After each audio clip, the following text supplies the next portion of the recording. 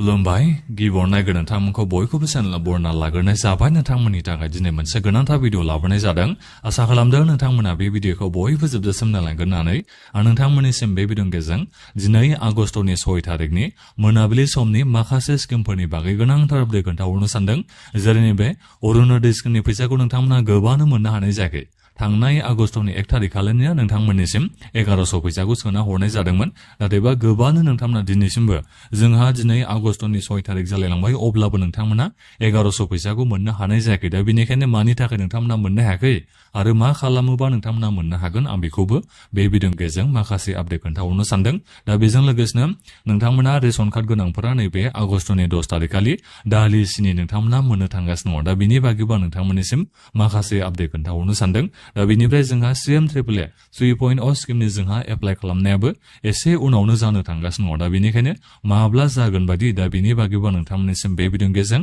माखासे आपडेटखौ खोन्थाहरनो सानदों दा बेनिफ्राय जोंनि नैबे BTC सरकारनिफ्रायबो जोंहा 2 लाख फैसानि एप्लाइ खालामनाया एसे उनावनो जासिगोन दा बेनिखायनो माब्लानिफ्राय जानो हागौ बादि दा बेखौबो नोंथांमोननिसिम बे भिडिअनि गेजेरजों खोन्थाहरनो सानदों जाहाथे नोंथांमोना डकुमेन्टसफोरखौ रेडि खालामना लाखानो हायो दा बेनिफ्राय PMAY-G सरकारि न'नि जोंहा सार्भे खालामनायाबो जोबनो थांगासिनो दङ दा बिनि बागैबो नोंथांमोननिसिम माखासे आपडेट खोन्थाहरनो सानदों दा बिनिफ्राय जोंहा दिनैसो आसाम सरकारा नैबे निजुत बाबु आसनि निजुत मोइना स्किमखौ जोंहा रिलन्च खालामना होनाय जाबाय दा बिनि बागैबो नोंथांमोननिसिम फरायसाफोरनि थाखाय माखासे आपडेट खोन्थाहरनो सानदों दा बिनिफ्राय जिबन फेरना स्किमनि फैसाखौबो नोंथांमोना मोननो हासिगोन दा बिनि बागैबो नोंथांमोननिसिम माखासे आपडेट खोन्थाहरनो सानदों दा बिनिखायनो बयबो नोंथांमोना बे भिडिअखौल' जोबजासिम नायलांबानो जाबाय जाहाथे नोंथांमोना दिनैनि माखासे स्किमफोरनि आपडेटखौ बे भिडिअनि गेजेरजों मिथिना मोननो हायो दा बिनिफ्राय आंनि नोंथांमोननिसिम मोनसे खावलायनायबो थाग्रोबाय गिबियावनो गासिबो नोंथांमोना चेनेलखौ साबस्क्राइब खालामनानै लाग्रोलायनानै जाहाथे नोंथांमोना बेबादिनो स्किमफोरनि आपडेटखौ बे चेनेलनि गेजेरजों नोंथांमोना मोनबाय थानो हायो आं नोंथांमोननिसिम गिबियावनो नैबे अरुणोदय स्किमनि फैसाखौ जायफोर नोंथांमोना मोननो हायाखै दा नोंथांमोननिसिमनो आङो माखासे आपडेटखौ खोन्थाहरग्रोनो सानग्रोदों सरकारथ' नोंथांमोननिसिम बुंखादों जेनेबा जायफोर नोंथांमोननि बेंक एकाउन्टआ आधारजों लिंक जानाय दा नोंथांमोननिसिमल'सो नैबे अरुणोदय स्किमनि 1100 फैसाखौ सोना हरनाय जादों होननानै जोंनि नैबे आसाम सरकारा एबा चिफ मिनिस्टाराबो नोंथांमोननिसिम बुंखादों आगस्टनि 1 थारिख खालिनो दा बेनिखायनो जायफोर नोंथांमोननि बेंक एकाउन्टआ आधारजों लिंक जायाखै नोंथांमोननिसिम माने फैसाखौ सोना हरनाय जायाखै दा बेनिफ्राय मोनसे ओरैबायदि प्रब्लेमबो जोंहा जादों नोंथांमोननियाव गोबां माने बेंक एकाउन्टआ थायो दा बिनिफ्राय नोंथांमोननिया बबे बेंक एकाउन्टआ आधारजों लिंक जानाय दा बेखौबो नोंथांमोना नायनो नांगोन अरुणोदय स्किमनि नोङो जेब्ला एप्लाइ खालामदोंमोन दा बै समाव नोङो होनाय एकाउन्ट नाम्बारानो नोंनिया आधारजों लिंक जानाय ना बेलेग एकाउन्टआसो नोंनिया लिंक जानानै दङ दा बेखौबो नोंथांमोना गिबियावनो नायनानै लाग्रोबानो जाबाय मानो होनोबा नोंथांमोननिखौ आं गोबांनिखौनो बेहाय नुनो मोननाय जादों अरुणोदयनि एप्लाइ खालामनायनि एकाउन्टआ बेलेग दा बिनिफ्राय नैबे आधारजों लिंक थानाय एकाउन्टआ जोंहा बेलेग दा बेनिखायनो मिसमेच मिलायासै आधारजों लिंक थानाय एकाउन्टआ बेलेग जाबाय दा बिनिफ्राय अरुणोदयनि एप्लाइ खालामनाय समाव होनाय बे एकाउन्ट नाम्बारा बेलेग जाबाय दा बेहायबो नोंथांमोना एबाराव अरुणोदय स्किमनि फैसाखौ गोबाङानो मोननो हानाय जायाखै दा बिनिफ्राय गोबाङानो बेखौबो मोजाङै मिथिना मोननो हायाखै जे बबे बेंक एकाउन्टआ नोंनिया आधारजों लिंक जानाय दा बेखौबो नोंथांमोना सोरबा मिथिया सोरनियाबा पस्ट पेमेन्ट बेंक एकाउन्ट खुलिबाय दा बियो नोंनिया आधारजों बेंक एकाउन्टआ लिंक जाबाय दा बेवहायबो नोंनिया फैसा हाबनानै थादों ओमफ्राय फाथासो गैया बबेबा बे एकाउन्टआवसो माने चेक खालामनानै नोंथांमोना नायगासिनो दङ निस्सय नोंथांमोननियावबो बेबादिनो सोरनाबा जादों जानो हागौ दा बेनिखायनो आं खावलायहरदों नोंथांमोना मोनफ्रोमबो बेंक एकाउन्टखौ चेक खालामनानै बहाबा बेंक एकाउन्टआवबो फैसा हाबफैनो हागौ खोमा ओरैनो नोंथांमोना फाथा गैयाबो जानो हागौ बबे मोनसे बेंक एकाउन्टआ नोंनिया आधारजों लिंक जानाय दा बेखौबो नोंथांमोना गिबियावनो नोजोर बोबानो जाबाय आरो बेनिफ्राय KYC होनांगौना होना बेखौबो नोंथांमोना गावबागावनि बेंकनि ब्रान्सआव थांनानै सोंहैबानो जाबाय एबा नोंथांमोना चेक खालामहैबानो जाबाय आंनि बे बेंक एकाउन्टआ KYC होनांगौना होना होननानै KYC होनांगौ जानायनि थाखायबो गोबांनियानो नोंथांमोननि बेंक एकाउन्टआव अरुणोदय स्किमनि फैसा हाबाखै दा बिनिफ्राय सरकार नोंथांमोननिसिम बेखौ बुंखादों जुदि नोंनि बे बेंक एकाउन्टआ KYC होनांगौबा जुदि नोङो थाबैनो होनानै लायोबा बे आगस्ट मासाव नोंथांमोननिसिम अरुणोदय स्किमनि फैसाखौ सोना हरगोन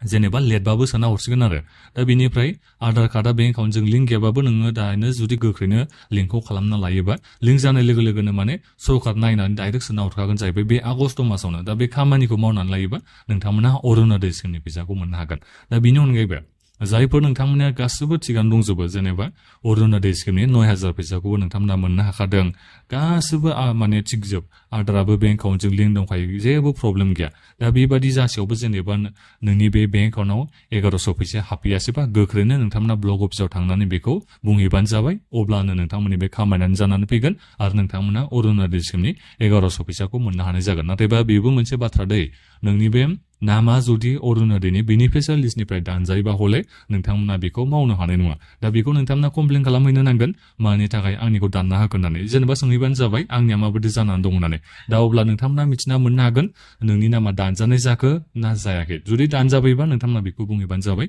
आंथ' इलिजिबोलमोन आंथ' मोनथावनामोन मानि थाखाय आंनि नामखौ दानना होखो बेबादि होननानै नोंथांमोना बुंहैबानो जाबाय जुदि दानबाय होननानै बुंबाबो आरो दा बेखौबो नोंथांमोना नोजोर बोबानो जाबाय दा बेनिफ्राय जायफोर नोंथांमोनाथ' जेबो प्रब्लेम गैया ब्लक अफिसाव थांनानै नोंथांमोना बुंहैबानो जाबाय मानि थाखाय आंनिसिम सोना होआसै होननानै मा प्रब्लेम जाना दं मानि थाखाय होननानै नोंथांमोना बेखौ बुंहैबानो जाबाय सिगाङावबो आं मोनखाबाय थादोंमोन आं इलिजिबोलखा होननानै नोंथांमोना बुंहैबानो जाबाय निसय नोंथांमोना अरुणोदय स्किमनि 1100 फैसाखौ मोनजोबनो हागोन दा आं बेखौ आं माने फोथायनाय दङ आरो दा बिनिफ्राय बेथ' जाहैबाय नैबे अरुणोदयनिया दा बेनिफ्राय बे 9000 फैसाखौलाय नोंथांमोना मोननो हागोन हाला दा बियो मोननो हागोना जोबोद आसा खमसै जायफोर नोंथांमोना सिगाङाव 9000 फैसाखौ मोननो हायासैना दा नोंथांमोना बेखौ मोनफिननो हागोन ना 9000 फैसाखौ मोनफिनगोन ना दायो जोबोद सान्सा खमसै आसायानो गैला आरो होननानै बेखौ बुंबाबो गोरोन्थि जानाय नंला नाथायबा जायफोर नोंथांमोना गोदानै एप्लाइ खालामनो दायो खाबुखौ मोनगोन दा नोंथांमोननि नामा बेनिफिसियार लिस्टआव फैगोन नालाय दा बिनि उनावसो नोंथांमोना फैसाखौ मोननो हागोन दा नोंथांमोननिसिम नैबे 9000 फैसाखौ सोना हरगोन होननानै रादायखौ होदों चिफ मिनिस्टार बिथाङा दा बेखौ नोंथांमोना मोननो हागौ बादि जायफोर नोंथांमोना गोदान एप्लाइ खालामगोन जेब्ला अरुणोदय स्किमनि गिबि नोंथांमोना पेमेन्टखौ मोनजेननो हागोन दा बै पेमेन्ट सोहरजेननायावनो नोंथांमोनासिम 9000 फैसाखौ सोना हरगोन होननानै बुंदों नालाय दा बेखौ नोंथांमोना मोनगोनखौ आसाखौ लानो हागोन दा बेखौ आं बे भिडिअनि गेजेरजों खोन्थाहरनाय जाबाय जायफोर अरुणोदय स्किमनि थाखाय गोदान एप्लाइ खालामनो नागिरदों दा बिनिफ्राय रेशन कार्डनि जै नोंथांमोना दालि सिनिखौ नैबे आगस्टनि 10 थारिख खालि मोननो थांगासिनो दा बेखौ जोंहा रिलन्च खालामफिनसिगोन होननानै बेखौ बुंनो नांगोन दा बेवहाय नोंथांमोना बेसेबां फैसा होनांगोन 100 थाखा होननानै नोंथांमोना बेखौ लायनो नांसिगोन नाथायबा बेहाय माया इनक्लुड गैया संख्रिया इनक्लुड गैया 100 थाखायावनो नोंथांमोना बेखौ बायनानै लायनो नांसिगोन दै खम नङा 100 नोंथांमोना लायनांगोन दा बेखौ नोंथांमोना बेजोंबो बे भिडिअनि गेजेरजों मिथिना मोननो हाबाय नाथायबा मोनसे बाथ्राखौ बुंनो नांगोन आगस्टनि 10 थारिखआव जेब्ला रिलन्च खालामगोन चिफ मिनिस्टार बिथाङा नोंथांमोननिसिम माखासे बाथ्राखौ लाइभआव फैनानै बुंहरनोबो हागौ बुंहराबो जानो हागौ दा बेखौथ' फिक्सआव बुंहरनाया दा जिखियानो जामानो अब्लाबो नोंथांमोननिसिम जा रादायखौ होदोंमोन बिथाङा इलेक्सननि समाव दा बिनि बागै माखासे बाथ्राखौ बुंनो हागौ दा बेनिखायनो आगस्टनि 10 थारिख खालि गासिबो नोंथांमोना बे समाव लाइभ थाबानो जाबाय मानो होनोबा इलेक्सननि समाव नोंथांमोननिसिम रादायखौ होदोंमोन माइरंखौथ' फ्रियाव मोनखायो मदि सरकारनिफ्राय दालि सिनि संख्रि जानाय थाव साहापात जा होगोन नोंथांमोननिसिम रादायखौ होदोंमोन फ्रियावनो दा बिनि बागै नोंथांमोननिसिम माखासे बाथ्रा बिथाङा बुंहरनो हागौ आगस्टनि 10 थारिख खालि दा बेनिखायनो बयबो नोंथांमोना नेनानै थाबानो जाबाय आरो बिनिफ्राय गोबांनो सोंहरदों एबाराव सेप्तेम्बर मासाव अरुणोदय स्किमनि फैसाखौ खै थारिखआव मोननो हागोन होननानै दा बे खै थारिखआव मोननो हागोन दा बेखौथ' एक्जेक्टलि आं बुंहरनो हानाय जानाय नङा नाथायबा सिगांफोरावथ' नोंथांमोना अरुणोदय स्किमनि फैसाखौ मार्चनि 10 थारिखआवसो मोननो हानाय जायोमोन दा बेनिखायनो एबाराव नैबे सेप्तेम्बर मासाव अरुणोदय स्किमनि फैसाखौ नोंथांमोना सेप्तेम्बरनि 10 थारिख खालि मोनगोन बायदिखौ आं मोनदों आरो सिगाङावबो बेबायदिनो 10 थारिखआवसो सोखायोमोन नालाय दा बेनिखायनो 10 थारिखनिफ्राय बेबायदिनो सोना होबाय थागोन बायदिखौ आं मोनदों दा बेखौ आं नोंथांमोननिसिम बे भिडिअनि गेजेरजों खोन्थाहरनाय जाबाय बे जोंहा कनफार्म नङा दा बिनिफ्राय जोंहा CMAAA स्किमनि थाखायबो एप्लाइ खालामनाया नभेम्बर डिसेम्बराव जागोन बायदि दा बेखौ मिथिना मोननो हानाय जादों फिक्स जायाखै नाथायबा मिथिना मोननाय बायदिबा बेबायदिनो आरो माने नैबे नभेम्बर डिसेम्बर बे बोसोरनि नभेम्बर डिसेम्बराव जागोन बायदि दा बेनिफ्राय जोंहा दायो ट्रेनिं जागासिनो दङ नैबे सानथामनि ट्रेनिं खालामनाय जादों जायफोर बिथांमोना सिगाङाव फैसाखौ मोननो हाबाय CMAAA 2.0 स्किमनि जै दा बिथांमोननिसिम माने सानथामनि ट्रेनिं होनाय जादों निसय जायफोर नोंथांमोना फैसा मोननाय सानथामनि ट्रेनिंखौ नोंथांमोना लाबाय जानो हागौ आरो जायफोर नोंथांमोना दायो लानो मोनथ'वाखै निसय नोंथांमोननि टाइमा एसे उनाव फैगासिनो दङ नोंथांमोनाबो लानांगोनखा सानथामनि थाखाय नोंथांमोननिसिम ट्रेनिंखौ होनाय जादों दा बेखौबो आं खोन्थाहरनाय जाबाय ट्रेनिंआव नोंथांमोना थांनांगोन दै नङाबा नोंथांमोना जा नेक्स्ट इनस्टलमेन्ट मोननांगौ दा बेखौ नोंथांमोना मोनाबो जानो हागौ बेखौबो नोंथांमोना गोसोआव लाबानो जाबाय दा बेनिफ्राय नैबे PMAY-G सर्टकाट न'नि जोंहा सार्भे खालामनाया आगस्टनि 15 थारिखआव जोबसिगोन बिनि उनावनो निसय जोंहा बिनि फेसिलिटिस खालामनाया जागायसिगोन बिनिफ्राय सेंसन खालामनाया जासिगोन फैगोन बोसोरनिफ्राय सरकार न'नि फैसाखौ नोंथांमोना जायफोर थांनाय बोसोराव एप्लाइ खालामनाय बेखौ नोंथांमोना मोनगोनखौ आसाखौ लानो हागोन मानो होनोबा जोंनि भारतनि मिनिस्ट्रि अफ रुरेल डेभेलपमेन्ट डिपार्टमेन्टनिया जोंहा बेहाय नोंथांमोननिसिम रादायखौ होखादों जे गोख्रैनो नोंथांमोननिसिम सरकारनि फैसाखौ होगोन होननानै जायफोर नोंथांमोननि खामानियानो जोबग्रोगोन नोंथांमोननिखौनो गिबि माने होग्रोनाय जागोन बेबादि जोंहा नोंथांमोननिसिम रादायखौ होदों दा बेनिखायनो नोंथांमोना फैगोन बोसोरनिफ्रायनो सरकारनावखौ मोनगोनखौ आसाखौ लानो हागोन जायफोर नोंथांमोना एलिजिबल मोनथावना नोंथांमोनाथ' मोनखागोनखा दा बेथ' जाहैबाय बाथ्राया दा बेनिफ्राय जीवन प्रेरणा स्किमनि फैसाया नोंथांमोना सेप्तेम्बर मासाव मोननो हागोन सेप्तेम्बरनि नोंथांमोनहा गिबि सप्तायावनो मोनगोन बायदि चिफ मिनिस्टार बिथाङा नोंथांमोननिसिम बेखौ लन्च खालामना होनाय जागोन रिलन्च खालामफिनगोन जायफोर नोंथांमोननि फैसा हाबनाया थाबथानानै दङ नोंथांमोननि बे फैसा थाबथाना थानायफ्राबो गासैबो सेप्तेम्बर मासनिफ्रायनो मोननो हागोन दा बेनिफ्राय निजुत बाबु आसनि निजुत मयना स्किमनि जै नोंथांमोना नैबे आगस्टआव जाबाय नालाय जोंहा दाथ' आगस्ट नोंथांमोना अक्ट'बरनि 10 तारिखआवसो फैसाखौ मोनगोन नङा होमबा जोंहा बे कनफार्म जाखाबाय दा बेनिखायनो नैबे आगस्ट सेप्तेम्बरनि जा मास मोननैनि बे फैसाखौ जयै नोंथांमोना अक्ट'बरनि 10 तारिखआव मोननो हागोन जाहैबाय जेरै निजुत मयना आसनि स्किमनि जायफोर नोंथांमोना बिएड पिजि फरायगासिनो दं दा नोंथांमोना 2500 फैसा मोननो हायो दा अब्ला नोंथांमोना 5000 जाखाबाय नैबे आगस्ट सेप्तेम्बरनि जोंहा 5000 जाखाबाय दा बिनिफ्राय अक्ट'बर मासनि 10 तारिखआव नोंथांमोननिसिम सोगोन अब्ला नोंथांमोना बेसेबां मोननो हागोन 7500 नोंथांमोना फैसाखौ मोननो हानाय जाहैगोन सरि 7500 नोंथांमोना मोननाय नङा 7250 थाखा नोंथांमोना बेसेबां फैसाखौ मोनहैनो हानाय जागोन जयै नोंथांमोननिसिम सोना होगोन बेखौ रादायखौ होदों चिफ मिनिस्टार बिथाङा दा बिनिफ्राय जायफोर नोंथांमोना 1000सो मोननो हायो दा नोंथांमोनाबो 3000 बेबादि मोनहैनाय जागोन नैबे आगस्ट सेप्तेम्बर अक्ट'बरनिखौ दा बेजों लोगोसेनो जायफोर 800 नोंथांमोना मोनगोन दा नोंथांमोना बेसेबां मोननो हागोन 2400 नोंथांमोनाबो मोनहैनो हागोन आरो दा बेनिखायनो बे मोनसे गोजोनथाव रादाब जाहैबाय बियो नोंथांमोना नैबे अक्ट'बरनि 10 तारिख खालि जय मोनहैनायाव एसे नोंथांमोना बुरजा फैसाखौ मोनहैनो हागोन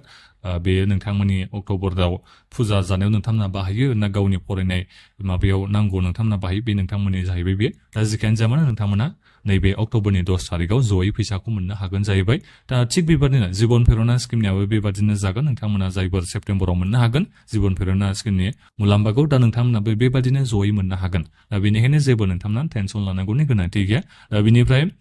दिनैनिफ्राय जोंहा निजुत बाबु आसनि निजुत मयना स्किमनि जोंहा फर्मखौ होनाय जाबाय निश्चय नोंथांमोना फर्मखौ दिनैनो कालेक्ट खालामदों होननानै आं आसाखौ खालामदों जायफोर नोंथांमोना फर्मखौ लायाखै कलेजनिफ्राय गोख्रैनो गाबोन समफोरनो खालामबानो जाबाय मानो होनोबा नोंथांमोना अनलाइनबो एप्लाइ खालामनो नांगौ एबारनिफ्राय